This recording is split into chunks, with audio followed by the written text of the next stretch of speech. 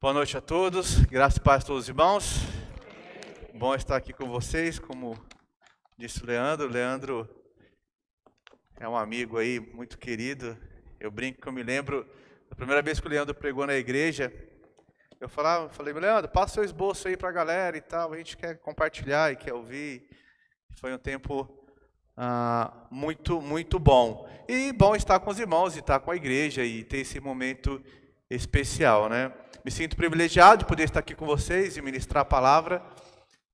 Eu sempre falo que para mim é bastante diferente pregar fora da nossa comunidade, né? Que já tem o nosso jeito, o nosso linguajar. Mas é um privilégio também estar aqui e compartilhar daquilo que o Senhor tem falado conosco, né? Quando o Leandro me convidou para falar nesse mês de família, eu falo que é engraçado. Geralmente, quando eu vou pensar em uma mensagem, obviamente eu oro e vou processando ali as informações, mas eu me lembro quando o Leandro me chamou, automaticamente eu já tinha um versículo na cabeça, uma passagem na cabeça, que ficou ali, o Espírito Santo autenticando. Em outros momentos eu passei pelo texto, mas nunca tinha me dedicado para preparar uma mensagem, né? Uma conversa, uma pequena exposição dessa passagem para com os irmãos, né? Então, espero que o Espírito Santo atue de maneira poderosa na minha e na sua vida, na minha ao falar, e permitir que seja somente aquilo que Ele deseja, e você que está ouvindo, que o seu coração seja um campo fértil para ouvir essa palavra. Então, eu convido a você a abrir sua Bíblia ou seu aparelho eletrônico, que você tiver aí, em 2 Timóteo, no capítulo 1, verso 3 e 5. Acredito que é uma passagem bastante conhecida também.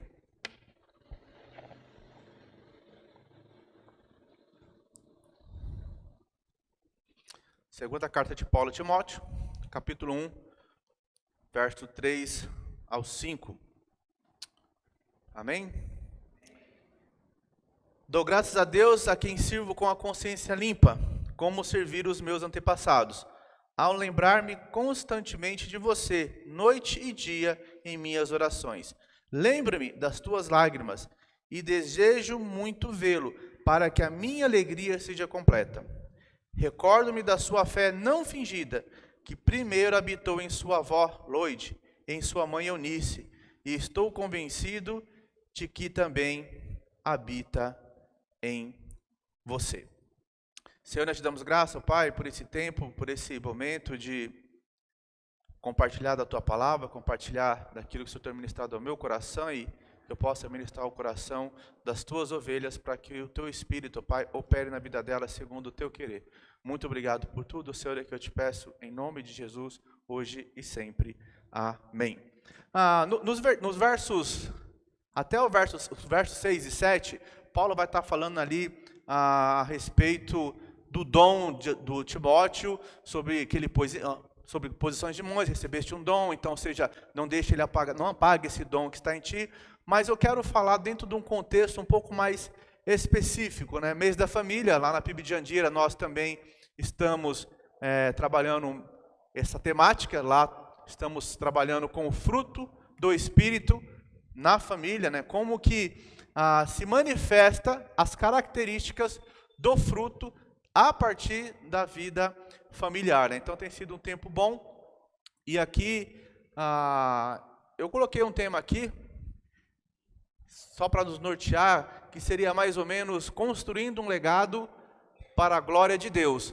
Por quê? Quando a gente fala em legado, muitas vezes parece que o legado está muito ligado com a gente. Eu brinco lá na igreja que eu tenho os meus discípulos, mas na verdade eu não tenho discípulo nenhum. Quem tem discípulo é Jesus. Eu tenho esses que eu, por meio da minha caminhada, da minha jornada, estou ajudando a que eles cada vez mais se aproximem, se assemelhem a Jesus. Então, quando a gente fala, os meus discípulos, está mais ligado àquele que cuida dos discípulos de Jesus. Então, o legado nunca é para mim ou para nós, né? O legado é um legado que eles têm que ser para a glória de Deus, para autenticar o próprio Deus, o próprio nome de Deus. Então, por isso coloquei esse tema aqui aí. Mas antes de trabalhar, eu acho importante a gente entender um pouquinho dessa carta de Paulo, porque essa carta, ela tem muito sentido com essa temática de família, né? Então, quando Paulo escreveu essa carta, tanto essa como a de Tito, alguns colocam cartas pastorais, e a carta de Timóteo também é chamada de cartas da prisão, ele estava livre. Já que, nessa carta, quando ele escreve, ele estava preso. Não somente estava preso, mas ele já sabia da sua execução. Ele já sentia, quando você vai ler na carta ali, capítulo 4, verso 6, por ali, ele fala, olha, Timóteo, meu caro, vem ter depressa comigo, porque eu já estou sendo oferecido por sacrifício de aspersão. Então, acelera o passo, porque eu já sei que o meu fim já está chegando, né? Então, provavelmente ele estava preso ali em Roma, né? Tudo indica que era esse o local onde ele estava preso. E essa carta, ela tem uma característica, né? Porque ela é uma carta de muito carregamento, carregamento emocional, de muita emoção, né? Então, se você começa a olhar para a carta, você vai ver essa relação que Paulo tem com Timóteo e a forma como ele fala, esse peso emocional, ou seja, de amor, de dedicação, de afeto que ele tem com Timóteo, vai se demonstrando nessa carta, né? E é interessante que, se você vai estudar essa carta, ela é bem bacana, porque você vai ver que Paulo, esse adendo aqui eu acho importante. Paulo, ele, quando escreve essa carta, uma das coisas que ele fala, ele diz assim, olha, todos me abandonaram, eu agora estou sozinho, somente Lucas está aqui comigo.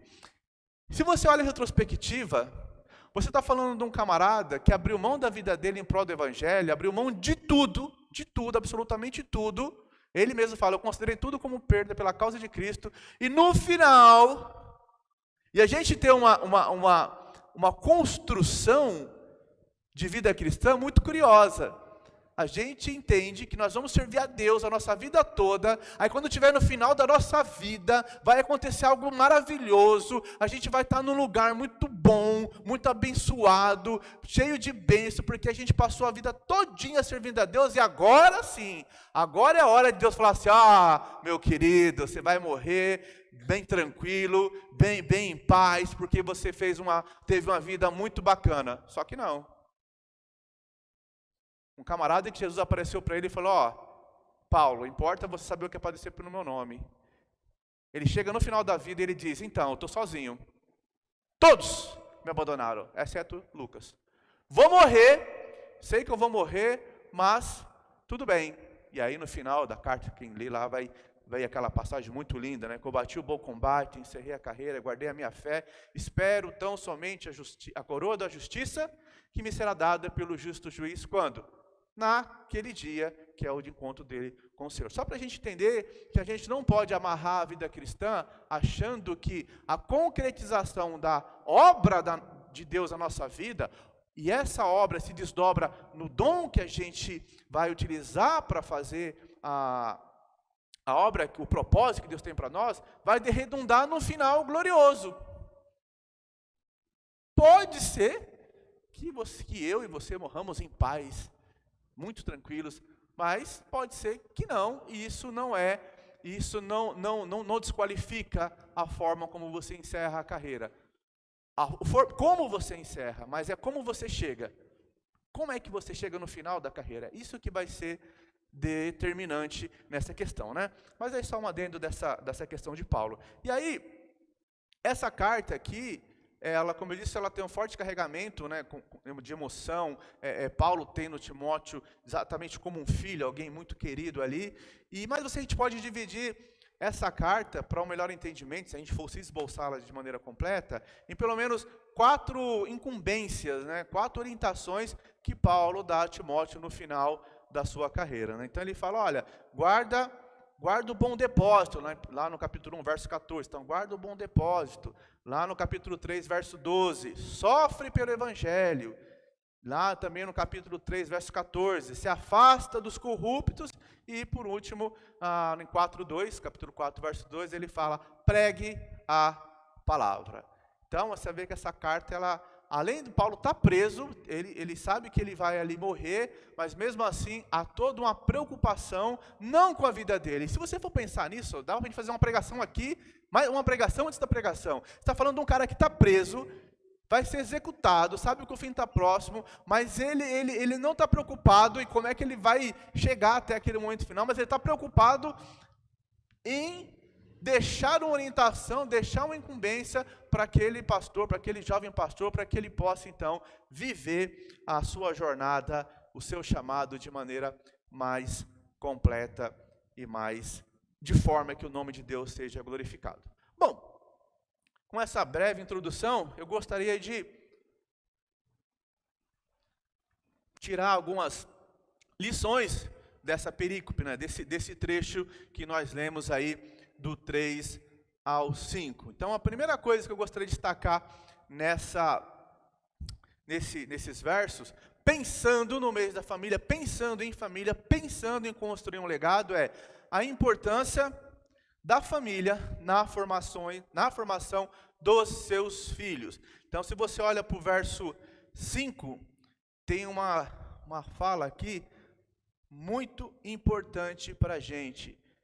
Recordo-me da sua fé não fingida, que primeiramente habitou em sua avó Lloyd e em sua mãe Eunice. Então, a primeira coisa aqui para a gente construir um legado a partir da nossa família, nos nossos filhos e também nas novas gerações, é o exemplo.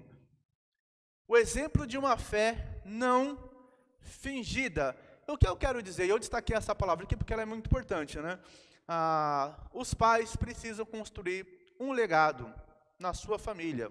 A igreja precisa, bem como a família, ter uma fé não fingida. Mas é possível. E a frase é meio esquisita, né? Fé e não fingida parece que não coaduna as coisas, né? Mas às vezes parece que é assim. O que é uma fé não fingida? É uma fé, ou é um tipo de vida que não há uma dualidade de fé, que na igreja nós somos homens e mulheres de fé, nós levantamos as mãos, nós cantamos, nós declaramos, nós afirmamos, nós fazemos trabalhos na igreja, mas na vida familiar, naquele ambiente menor, onde essa fé deveria ser, de fato, manifestada de maneira mais poderosa, porque se nós somos aquilo que nós somos aquilo em qualquer lugar.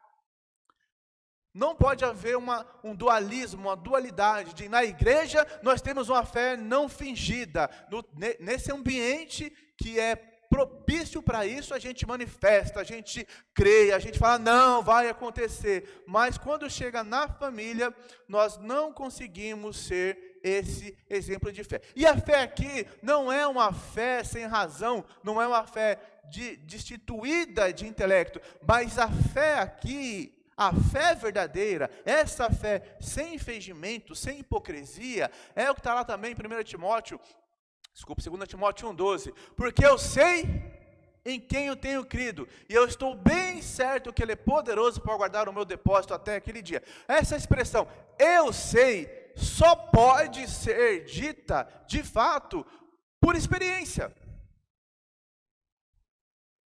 Você não sabe se a água está quente ou está fria, se você não experimentar, não tacar-lhe a mão ou algo nesse sentido. A ideia aqui é, eu sei em quem eu tenho crido, pressupõe uma jornada, uma caminhada, uma vida de autenticidade que faz com que quem diga isso tenha propriedade. Por isso que uma fé não fingida é uma fé de experiência, é uma família, é um pai, é uma mãe, dentro do contexto da família, é um líder na igreja que ele realmente tem uma fé experimentada, uma fé que, como Paulo diz em Romanos capítulo 12, que ela está substratada pela razão. Rogo-vos, pois, irmãos, que apresentei vossos corpos em sacrifício vivo, santo e agradável, que é o vosso culto racional. E se você for desdobrar o versículo, ele vai dizer assim que o que vai culminar nessa razão é um culto agradável a Deus. para que você possa experimentar qual seja a sua boa, perfeita e agradável vontade. Enfim, a fé, ela é uma fé de razão, é saber quem é Deus, é saber quem nós somos e saber a nossa relação com Ele, a partir do contexto da família. Por isso que, a partir da nossa família, desse ambiente menor, se nós queremos inferir para que essa geração, as novas gerações, sejam também pessoas de fé não fingida, tem que começar por nós, por esse modelo, por esse exemplo. Como já dizia Gene Girard, que é um historiador, ele fala sobre a questão mimética, né? O que é isso? Que é a imitação. Os pais são os primeiros modelos ou modeladores dos filhos. Os filhos crescem olhando para o exemplo dos pais. E se você parar só para pensar nisso, a gente podia gastar aqui mais um tempinho bom. Como é as nossas falas? Quais são as nossas conversas em volta da mesa? Quais são as experiências que nós compartilhamos no nosso ambiente de família, para que os nossos filhos, eles possam crescer e ter uma fé não fingida? E dentro desse mesmo ainda, dessa ideia de exemplo, para que nós possamos investir nas novas gerações, a começar dos nossos filhos, qual é a relevância da palavra de Deus no nosso ambiente familiar? Qual é a relevância? Qual é o tempo que nós investimos? Deixa eu falar, construir bem isso aqui para não parecer uma heresia, né? Irmãos, eu acho muito bacana. As famílias têm padrões. E eu acho muito lindo aquelas famílias que têm culto no lar, culto doméstico, pai senta. Isso é maravilhoso. Né? Eu acho muito lindo quando você constrói uma família dentro desses prismas. Mas por que eu estou falando isso? Porque uma vez eu tive uma experiência muito estranha. Eu conversando com uma pessoa, e ela me disse assim, olha, eu não admito que os meus filhos não me chamem de senhora, porque nós, na minha casa, nós ensinamos assim, nós tínhamos culto doméstico, e foi explicando, eu falei, aí fiquei meio sem graça, né, porque eu já lembro logo do meu filho, né, de como que ele me chama, né, falei, vixe, não vou nem, e eu fiquei assim, né, falei, ixi, rapaz, estou meio numa situação complexa, né, não, e ela foi me dando uma lição ali, né, do modus operandi de como fazer as coisas, né. E eu me lembro que aí o filho dela chegou e entrou no carro, que a gente foi buscar, ela estava dirigindo, e aí eu me lembro que ele entrou, e ela conversou com ele alguma coisa, e ele realmente, as 5 vezes que ele falou com a mãe dele, ele chamou ele de senhora, ela de senhora. Ele disse, a senhora é muito burra, a senhora não sabe de nada, a senhora não tem nada a ver com a minha vida, e a senhora não manda em mim. Falei, realmente, o senhora deu muito certo, o restante não. Mas o que eu quero dizer com isso? Porque nós não podemos estabelecer um modelo da minha família para a sua família.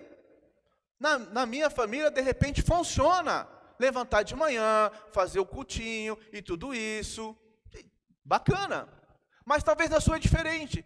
Talvez você tenha outras formas de fazer com que a relevância da palavra, ela fique em evidência. Talvez você tenha ali alguns formatos na sua vida familiar em que você está sendo um modelo, um modelador, um exemplo para seus filhos, e que eles possam olhar para você e você ser de fato um exemplo. Bom, não estou falando em nome de Jesus que é para você parar de fazer culto no lar, qualquer coisa nesse sentido, né? Senão o pastor depois vai me chamar na salinha dele ali e vai me complicar a vida. Mas estou falando, não aplique o seu modelo como se fosse um modelo absolutista para outras famílias. O que é fundamental para que a gente possa investir nas novas gerações, a partir do contexto de família, é que, de alguma forma, a sua fé não fingida seja evidenciada, concretizada de algum jeito, na sua postura, no seu sair para passear com eles, no seu jogar uma bola com eles, no seu fazer qualquer coisa, você consiga ali fazer com que essa vida de fé, esse ser cristão, esse ser homem e mulher de Deus, possa ser um exemplo para que essa frase possa ser repetida. Eu conheço a sua fé não fingida em você, Timóteo, como eu conheci ela na sua avó Loide e também na sua mãe Eunice. Não só da fé de Paulo, de Timóteo, ele está falando da sua avó e da sua mãe, que tinham uma fé não fingida. Então, provavelmente, essa influência, esse exemplo, fez com que você crescesse num ambiente para que você hoje também pudesse demonstrar ter uma fé não fingida. Qual é o segredo para isso? Eu acho legal no cristianismo, não tem segredo nenhum, né? Aqui não tem 12 passos, 14 maneiras, 5 jeitos. Aqui não tem nada disso. Aqui não é Bíblia, oração e dependência do Espírito Santo, né? Como foi cantado aqui, vou me render. Não tem mistério. Você não tem que aqui ler 500 livros para resolver esse mistério. Basta uma vida de devoção a partir desse nosso contexto familiar. Então, qual que é o tempo? Quanto nós temos investido nisso? Qual é a prioridade das coisas de Deus na minha casa? Para autenticar essa fé não fingida, para que não haja uma construção da imagem daquilo que eu não sou. Na igreja eu sou tudo isso, mas em casa eu não sou nada disso. Qual é, de fato, o que nós temos investido? Invista no seu filho, invista na formação intelectual dele, invista na formação espiritual dele, invista na formação teológica dele. Nós passamos na pandemia várias e várias noites, noite por noite, fazendo encontro teológico, fazendo fórum, e assiste Jesus Cop, bota a molecada para falar, e põe para ler livro, e vamos na porta do irmão, gritar lá na porta dele, porque a gente não pode abraçar, mas a gente pode gritar, para na porta, grita o fulano, dá parabéns, joga lá o saco de presente, vem para casa. É tempo, é investimento, é prioridade, é importante, é investimento. Então nós tivemos adolescentes lá, que hoje já são jovens, que estão lá, que já estão ajudando a cuidar de outros. Mas precisou haver uma fé não fingida. E a fé não fingida é aquela fé que se concretiza numa prática dessa vida diária, dessa existência. Paulo fala lá em Gálatas capítulo 2, verso 8. Já sou não eu quem vive, mas Cristo vive em mim. E este viver que vivo na carne. E a palavra carne ali não é carne de pecado, não é a sarx de pecado, mas é carne de existência, de vida concreta. E essa vida que eu vivo nessa experiência de vida, eu vivo pela fé no Filho de Deus. Então, a primeira coisa aqui é o quanto nós estamos sendo, de fato, um exemplo de fé não fingida. E o que nós estamos, o que eu estou fazendo na minha família, para que os meus filhos, meu primeiro ministério, possa ver que a minha fé não é fingida. Amém? E aí, pegando o gancho muito semelhante aqui, uma segunda lição que eu tiro primeiramente para a minha vida e compartilho para que talvez você possa usar na sua, busque ser, de fato, um modelo na caminhada cristã. O que eu quero dizer com isso agora? Para investir nessas novas... Irmãos, quem trabalha com adolescente e jovem vai entender muito bem isso daí. Você está dando uma aula na escola bíblica dominical, por exemplo, em segundos o cara acessa um Google da vida e o cara tem um zilhão de informações. Um zilhão. Você não pode ensinar qualquer coisa, você não pode falar qualquer coisa.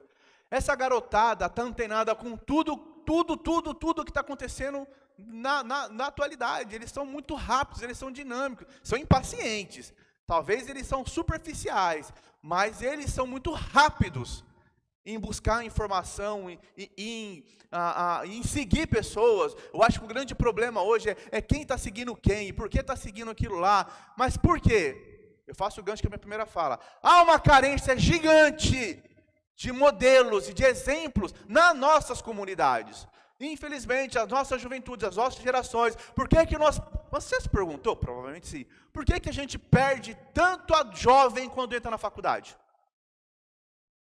São pesquisas e pesquisas, não aguento mais ler pesquisa. O cara chega na faculdade, uma porcentagem gigante dos nossos jovens se desviam. Por quê? Você fez essa pergunta? O que está acontecendo? Onde é que está o erro? Onde é que nós estamos falhando, por assim dizer, ainda que seja a responsabilidade do próprio indivíduo tomar suas decisões, mas, de alguma forma, o que está acontecendo? E, para mim, uma das grandes questões são, de fato, os referenciais. Eu quero usar essa palavra. Os referenciais. Esses dias eu me lembro que eu fiz um encontro com a juventude, e dentro dos temas era que ele fale uma referência na sua vida. Irmão, é desesperador. Dos 30 que estavam lá, eu acho que 2 deram uma referência cristã. Deram o nome de um cristão como referência. Saiu Neymar, saiu um influencer não sei das quantas, saiu não sei mais quem. Eu não estou estabelecendo juízo de valor aqui com ninguém, não. Estou sim, para nós, para mim. Qual é o problema?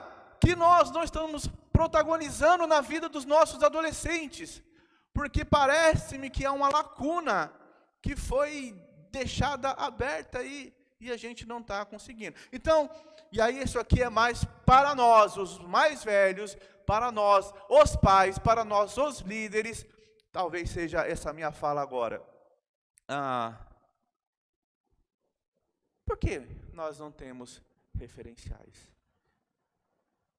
Irmãos, tempo de igreja, com todo respeito, aqui tem muito tempo de igreja, não resolve o problema de ninguém. Tempo de igreja não resolve. Tem gente com 30 anos, 40 anos na igreja, 50 anos. É 50 anos dando dor de cabeça. É 50 anos não ajudando. É 50 anos perturbando. E é muito engraçado isso, né? Eu lembro que eu brigava muito com o meu irmão, que o meu irmão gostava de ser chamado de ser chato, né? Ele adorava, ser o chato da família, né? Não sei que prazer que ele tinha nisso. Mas parece que tem gente que gosta do título. Nossa, mas aquele irmão é chato, hein? Porque na cabeça dele, ser chato é ser santo. Não sei de onde ele tirou essa temática ou essa matemática. Então, tempo de igreja, sem espiritualidade, sem devoção, sem entrega, sem redição, sem quebrantamento, só faz de você e de mim alguém que tem muito tempo de igreja. Vão passar gerações por você e eu e você não vamos ser absolutamente nada de modelo para eles. Vão olhar para você e vão ter um modelo exatamente oposto de alguém que eles não querem ser. Precisamos ser para as nossas gerações, e toda vez que eu falar novas gerações, eu quero que você entenda os seus filhos e os meus filhos que estão lá na igreja.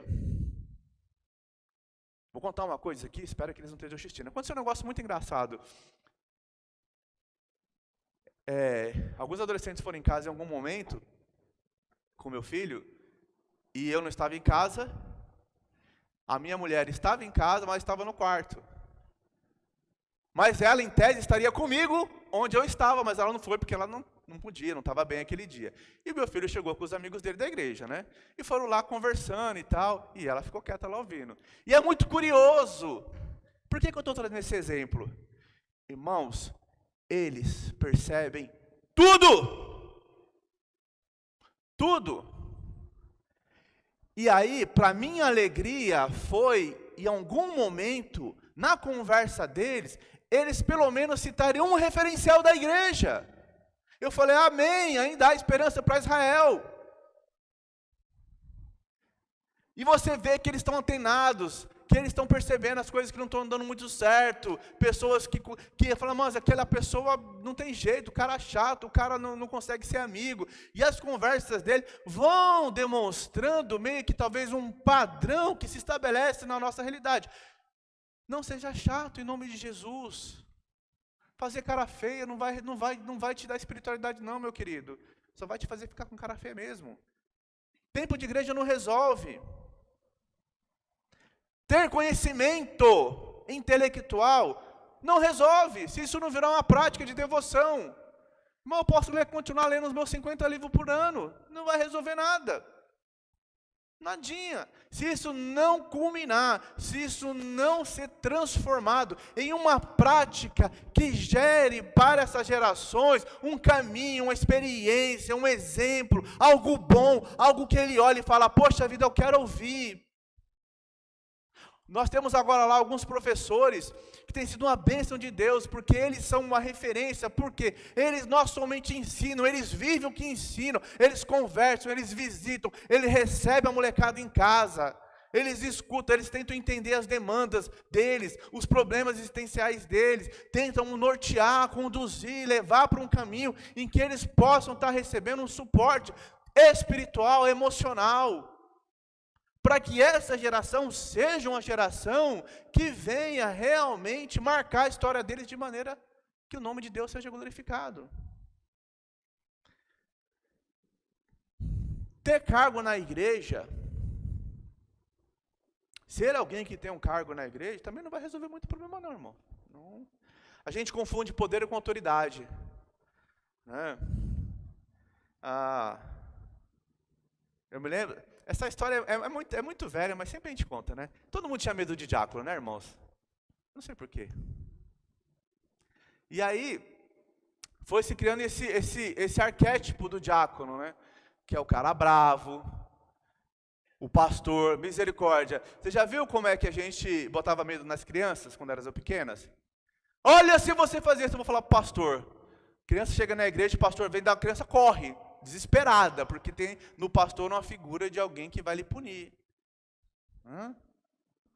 Então, ter um cargo na igreja não vai resolver. Não vai resolver. Não vai inferir nas novas gerações.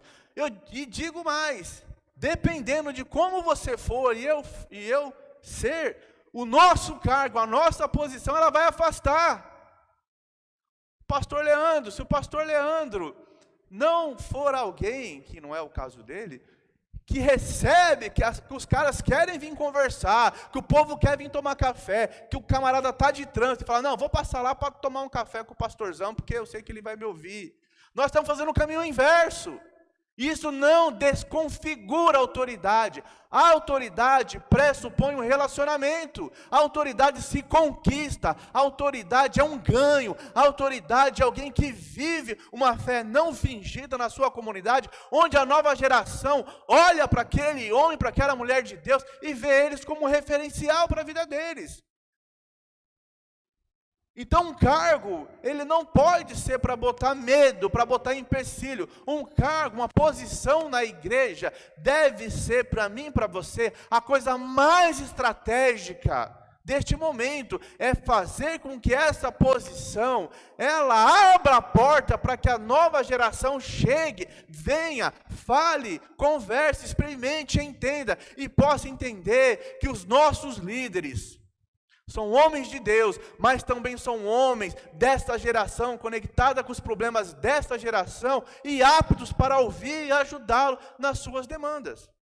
Então não basta ter um cargo, irmão. Ter um cargo é fácil. Ter um cargo é fácil. Precisa viver a realidade que esta posição lhe proporciona.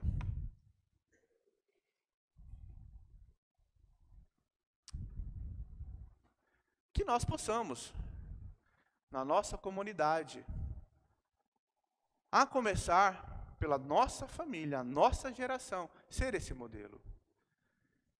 Eu brinco, eu falo com os meus filhos, né, que eles, no final da minha vida, uma das coisas que eu preciso que os meus filhos digam lá no meu, isso é meio mórbido, né, mas tudo bem, que os meus filhos digam lá no meu enterro lá, que eles digam assim, olha, eu não posso dizer muitas coisas do meu pai, mas eu posso dizer uma coisa. Ele realmente acreditava e vivia por meio daquilo que ele acreditava. A fé que ele tinha era realmente uma fé não fingida, porque as práticas da vida dele autenticavam ao ponto que ele foi um líder Foi um homem de Deus, uma mulher de Deus, que foi alguém que abençoou a sua geração, a minha geração e a nossa história. E foi bem assim com Paulo e Timóteo, alguém que foi para Timóteo um grande exemplo. E aí eu já pego o gancho para o meu próximo destaque. Aí falando mais de igreja agora. Para que nós possamos construir um legado para a glória de Deus, nós precisamos de líderes que frutificam, que investam nas novas gerações. Paulo,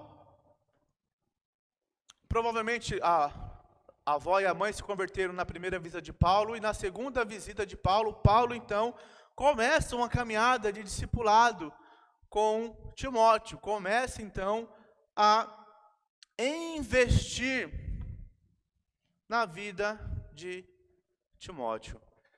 Aí eu vou bem devagar aqui, que aqui é mais tenso o negócio. Mateus capítulo 28, a gente gosta muito desse texto em missões, né? Tá lá, né? Se não me engano, a partir do 18, né? E é muito legal que fala assim, né? Todo poder me foi dado sobre os céus e a terra. Esse texto, ele tem uma profundidade que ele está dizendo assim, você está pegando Jesus no final do seu ministério terreno, aí quando você volta para Gênesis, lá no capítulo 3, quando Deus está lá naquela discussão, todo o B.O. lá de Adão e Eva, e ele vai explicando e fala, olha, e você vai ferir o calcanhar da mulher, mas a semente da mulher vai esmagar a sua cabeça. E aí você vai ter gerações e gerações esperando essa promessa.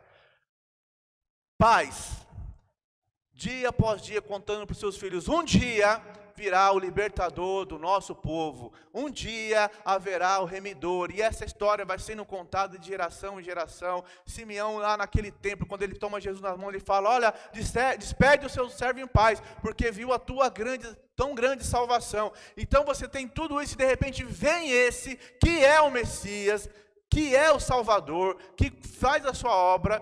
Então aquele que todas as promessas apontavam, ele vem, e no final ele diz assim, olha, todo poder me foi dado nos céus e na terra. Agora vocês vão e façam o quê? Não é membro de igreja, não? Não é líder? Não é... Não? Ah, não é discípulo.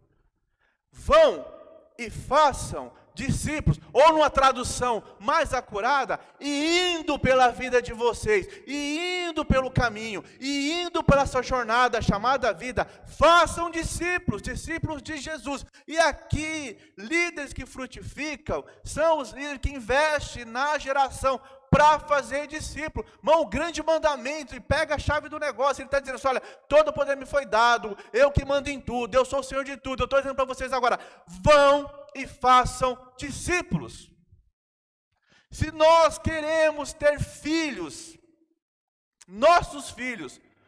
os nossos filhos, que nós queremos que eles se tornem uma geração, que seja um legado para a glória de Deus, precisa haver discipulado, precisa haver investimento, precisa haver intencionalidade, precisa haver esforço, e acima de tudo, precisa existir amor, porque sem amor não vai funcionar. Sem amor vai virar uma regra, vai virar um programa, vai virar um curso, vai virar mais uma agenda da nossa igreja.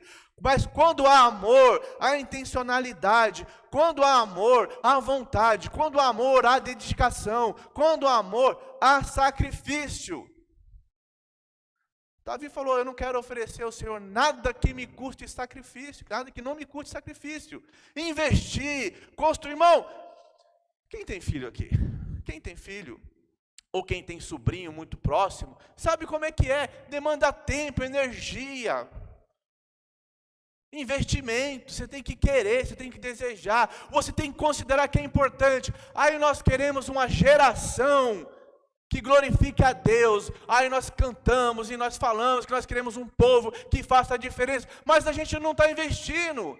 Muitos dos problemas que eu e você temos hoje nas nossas igrejas é resultado de uma falta de discipulado lá atrás.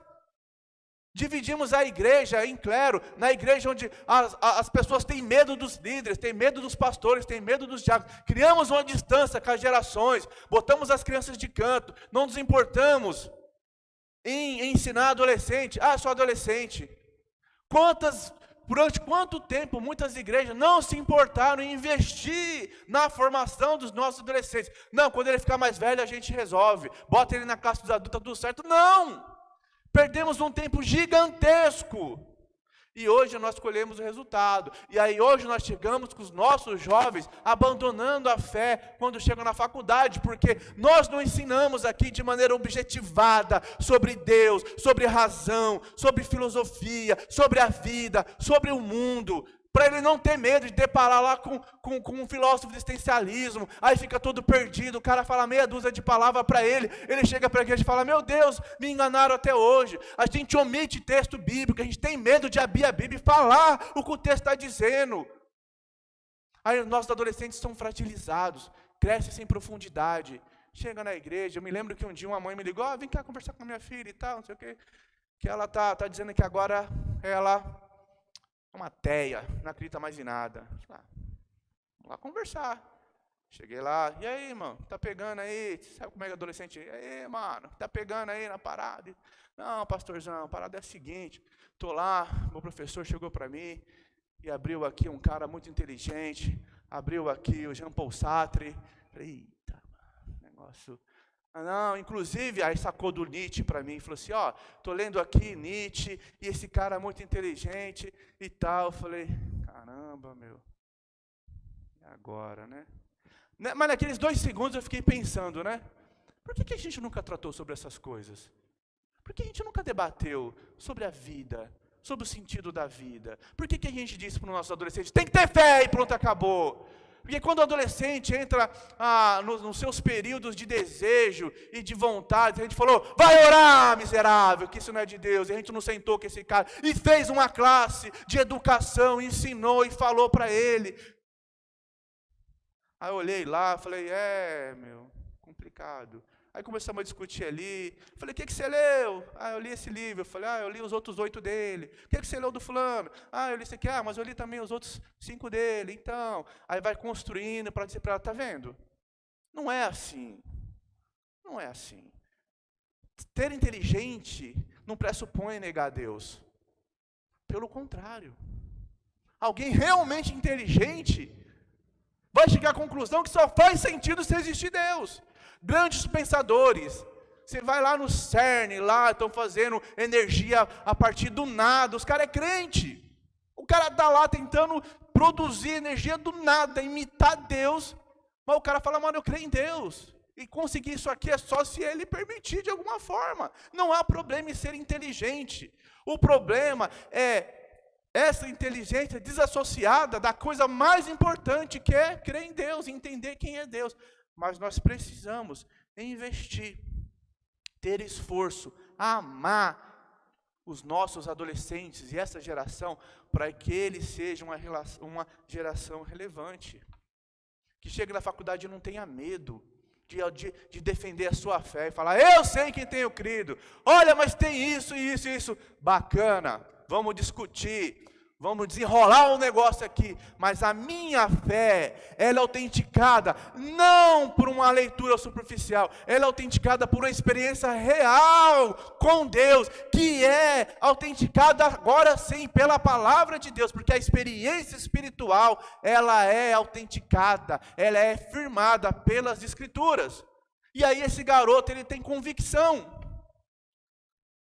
Só para sair desse tema, eu digo assim: um dia um garoto falou para um pastor: pastor, eu cheguei na faculdade, eu fui falar de Jesus para os caras, e eles quase me bateram e tal, não sei o que e tal. O cara falou: mas você esperava o quê? Você vai chegar para os camaradas e vai evangelizar dizendo que eles vão para o inferno se não tiver Jesus? Você espera o quê?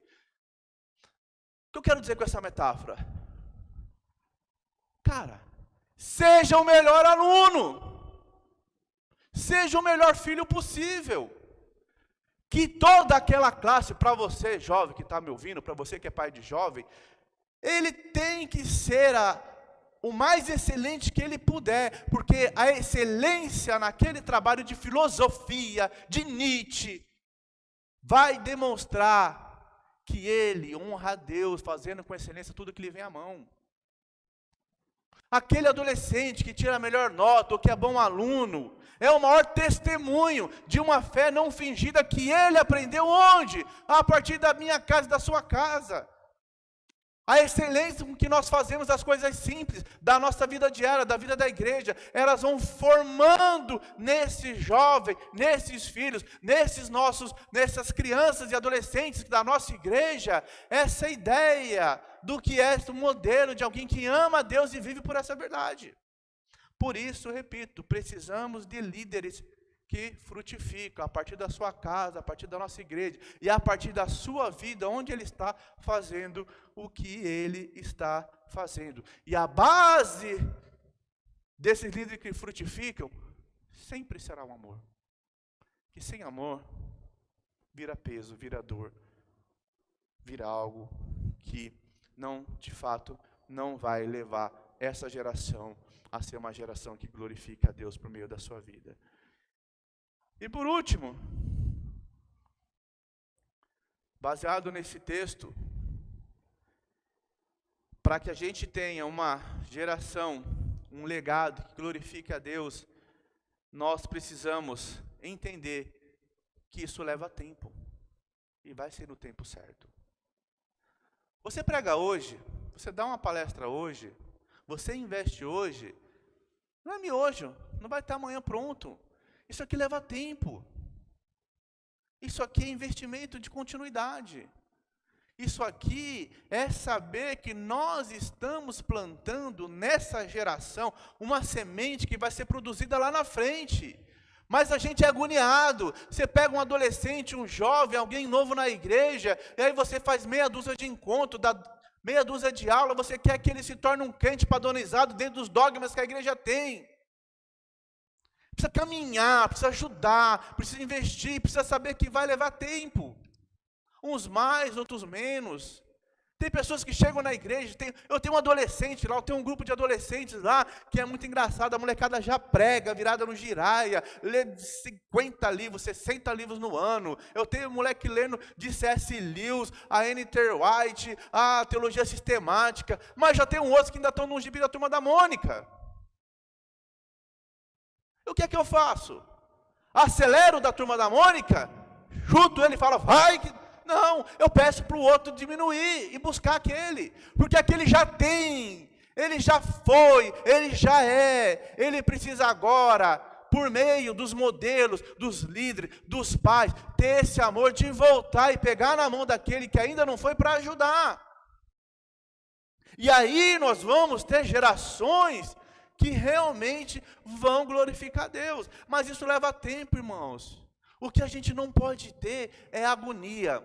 O que a gente não pode ter é desesperança. O que a gente não pode ter é a decisão de fazer errado porque a gente quer que seja no nosso tempo. E quando você olha para a vida de Paulo e Timóteo, é exatamente isso. Se você olhar com bastante atenção a história de Timóteo, ele era um jovem que ele não estava totalmente pronto.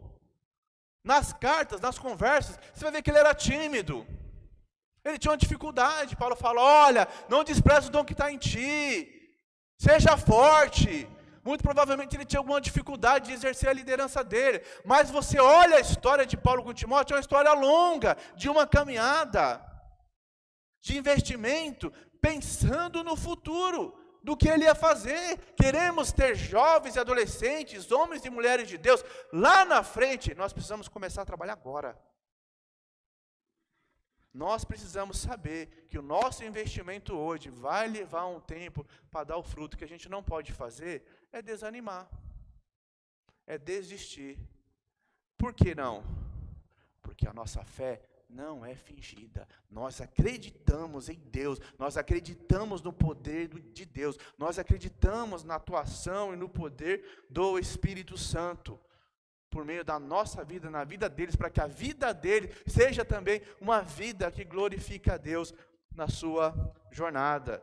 E aí, o resultado desses homens e mulheres maduros vai ser uma geração de homens e mulheres maduros. Lá em Filipenses capítulo 2, no verso 19, nós já começamos então a ver agora os resultados. Quando Paulo está falando ali a respeito dos filipenses, ele fala assim: olha, eu queria muito ter com vocês, mas o negócio é o seguinte, vou mandar Timóteo. Por que vou mandar Timóteo?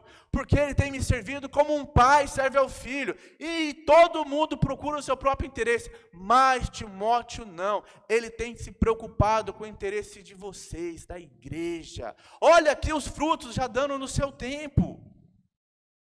Lá em 1 Coríntios capítulo 4, verso 17, fala assim: olha, esse Timóteo é fiel, é alguém fiel, alguém fiel aqui é de fidelidade, de filhos, alguém digno de confiança, alguém que eu posso falar assim: olha, esse camarada está... Irmão, não sei você, mas tem umas situações que é muito engraçada, não é engraçada. Alguém fala assim: olha, irmão, fulano de tal foi resolver o problema. Você fala: meu Deus do céu, manda outro lá, porque esse irmão, quando chegar, você vai dar mais problema ainda. Mas Timóteo não. Eu quero mandar Timóteo. Ao mandar Timóteo, porque ele é sincero, ele é fiel, é alguém da minha confiança. Lá em 1 Timóteo 2 fala, é como um verdadeiro filho na fé. É alguém que no seu tempo propício está dando os frutos que foram resultado de todo um investimento, de uma pessoa que entendeu que nós precisamos investir nos nossos filhos, nas novas gerações, para que esse trabalho, para que essa obra continue até que Jesus volte. Irmãos, eu quero concluir fazendo uma pergunta. Sei que na homilética isso não é bom, mas tudo bem. A pergunta é: para que nós tenhamos um legado que glorifique a Deus, onde estão os Paulos? Precisa estar aqui. Precisa estar aqui os Paulos. Se nós queremos, desejamos ver Timóteos, se faz necessário que se levante muitos Paulos no nosso meio, na nossa família, para que nós tenhamos lá na frente, talvez não no meu tempo, não no seu tempo, mas lá no tempo deles, os Timóteos se manifestem. Então que eu e você, na nossa jornada, para que nós possamos investir nessas gerações, os nossos filhos, que tenham um legado, que glorifique o nome de Deus. Decida, tome a postura de ser Paulo na vida de alguém, para que nós então tenhamos Timóteo. Vamos orar? Baixe sua cabeça. Senhor, nós te damos graça, ó Pai, por esse tempo, por essa oportunidade de meditar nas Tuas Escrituras, na Tua Palavra, que o Teu Espírito Santo complete tudo aquilo que é necessário em nosso coração, em nossa mente, Pai. Em nome de Jesus, o nosso desejo, Pai, nesse mês de família, e não somente nesse mês de família, mas em nossas famílias, de maneira contínua, é que os nossos filhos, os filhos dos nossos irmãos, essas novas gerações, possam ser abençoadas por essas gerações mais antigas, por esses irmãos e irmãs mais maduros, mais experientes, que têm o seu coração no lugar certo, ó Pai, que tenham, ó Pai, o seu coração em Deus, que tenham uma fé não fingida, que tenham uma vida cristã autenticada pelas obras, ó Pai, alguém que sabe quem tem crido e pode manifestar isso de maneira prática, venha abençoar, venha influenciar, venha inferir nesses novos, ó Pai, nos meus, nos nossos filhos, para que essa geração glorifique o Teu nome e a Tua igreja seja sempre abençoada por homens e mulheres de Deus que te amam e querem ser bênção na vida de outras pessoas, ó Pai. Nos abençoa, nos ilumina, ó Pai. E se há algo em nós que ainda não estamos conseguindo, ó Pai, transformar ou tirar para que a nossa caminhada seja uma caminhada de bênção, que o Teu Espírito Santo com poder venha atuar em nossas vidas, porque, ó Pai, nós já temos o Espírito Santo, o fruto, ó Pai, já está aqui, nós precisamos agora manifestar essas características, porque o Teu Espírito está em nós, então que nós sejamos de fato obedientes, submissos, ó Pai, a Teu poder, a Tua autoridade, para que este legado venha glorificar sempre, sempre o Teu nome. Muito obrigado por tudo, Senhor, que eu te peço em nome de Jesus, hoje e sempre. Amém.